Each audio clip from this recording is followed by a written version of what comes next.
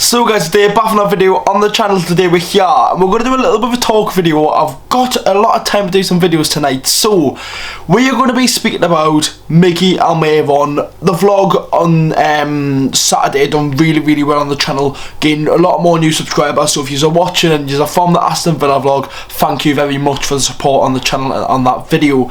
Anyways, I feel like I need to speak about Miggy in this video. We're going to speak about his month, speak about everything that he's done in this month with Newcastle United. I don't want to say why he deserves Player of the Month in the Premier League for the Premier League, obviously representing Newcastle United. We'll get in the video now. Make sure you leave a like, subscribe to the channel if you haven't already. And anyways, we're going to get into it now straight away. So, Miggy, as we all know, 6 games, 6 goals. He scored in every game this month, I think, apart from Manchester United. He has looked so good, and it's not even like he's scoring a goal. He is performing so much better. It is ridiculous. It really is. The way he just is so calm, collective, the way he runs with the ball, overall has just been performing really well. And this is probably his hit or miss season. It's probably it had to be. He's coming at the end of his contract at Newcastle United. I think he's got about a year or 2 years left. This was his make or break season for Newcastle United. Couple of games last season he was woeful. He couldn't get into the team. Ryan Fraser, Maximin, and even Maximin and Wood. It was Murphy, Fraser, Chris Wood. Almiron could not get into that team last season. Now, on the other hand, he's probably one of the first names on the team sheet. Even in pre-season, he performed like really well. I think he got like 9 goals, 5 goals in 9 games, some daft like that in pre-season. He got 2 against Burnley, 2 against Benfica. Overall, was just so good in pre-season. Give him the chance in the Premier League. And with Miggy, as we all know, when he first signed for Newcastle, it took him so long to get that first goal. I think it was about 24 matches. I think it was the 29th game for Newcastle he got his first assist, which was against Man City in that 2-2 draw back in the 1920 season. I swear that was the 29th game. That just sticks to mind. But it took him so long to develop into the Premier League, into the squad. Obviously, he doesn't know the language or anything. It's a brand new culture. Imagine us going to Paraguay and playing football. I know obviously we didn't sign him for Paraguay or whatever, but imagine we went to a South American country, Brazil, Argentina. It would be so hard to adapt to their lifestyle. So you had to understand how Almiron had to adapt to the lifestyle and all that stuff.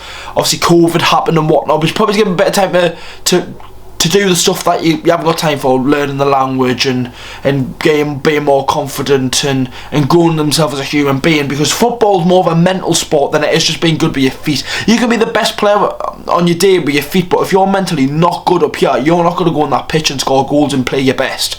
And that was a big thing for Almiron.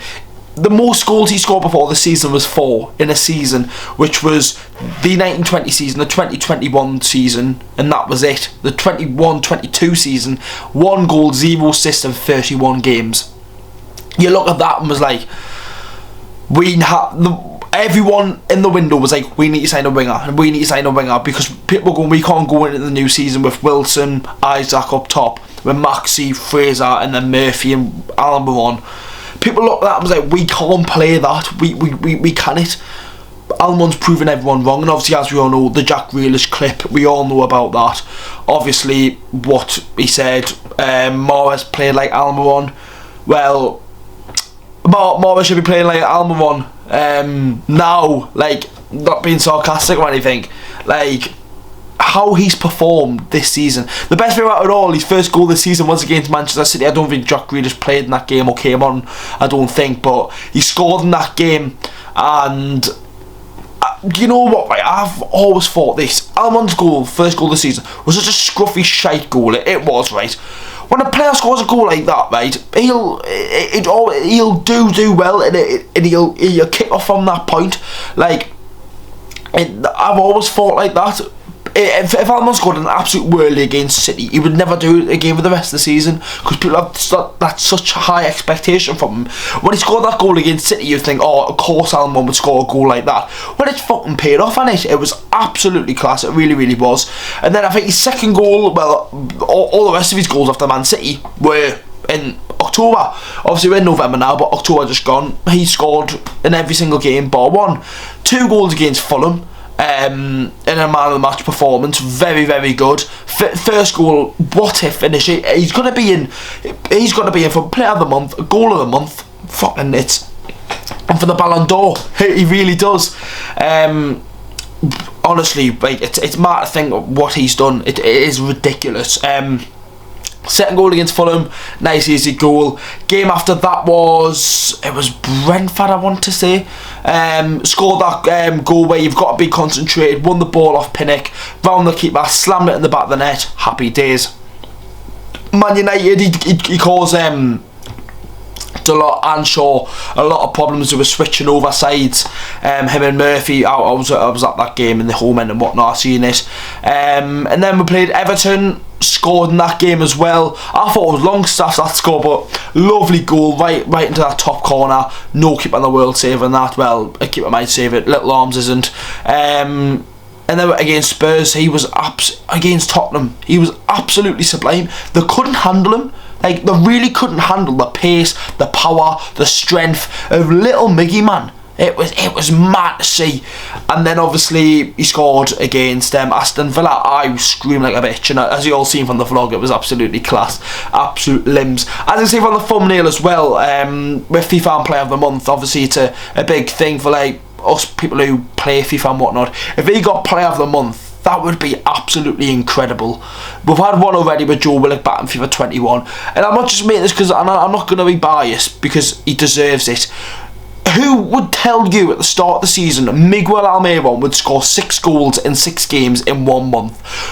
People would have laughed at you. People would have, if I said that, people would be commenting going, you are taking the fucking piss, Binksy. There you go. There you go. You expect Haaland to score goals. You expect De Bruyne to play really, really well. Them players, right, for me, do not, if they have a really, really good month, they deserve Player of the Month. But when you've got Almiron performing so well like that, 6 goals in 6 games, if he'd done that, that would have been so much to Paraguay, so much to Newcastle, and even how high we are at the minute and how confident and how happy we are as a football team, we could go even higher and be even more happy with how our current situation is. He needs a lot of recognition on his performances, and the best thing to do is by giving him the Premier League Player of the Month. It all goes down to a vote, but I'm not convinced that whoever we vote for will get Player of the Month. I am still not convinced. He's won Newcastle Player of the Month for October. We all knew that was going to happen, obviously, but overall, I'm so pleased with Miggy, and I'll have a little sit down just to speak about Miggy. I've been really happy with him because I've always loved him. I really, really have. I always could not say a bad thing about him, about his effort, his personality. Even at the training ground, he's always got a smile on his face, and like, honestly, he's like a kid in a candy shop, and he just cannot stop smiling. But honestly, what a player he's been so far, and hopefully he can keep it up for November and the rest of the season. See you on the next one, boys. We've got videos going out for the Southampton game coming up soon. I thought I wanted to do a little talk about Miggy. Hopefully he gets Player of the Month for October 2022. Thanks for watching, boys. Leave a like, subscribe to the channel. I'll see you all in the next one.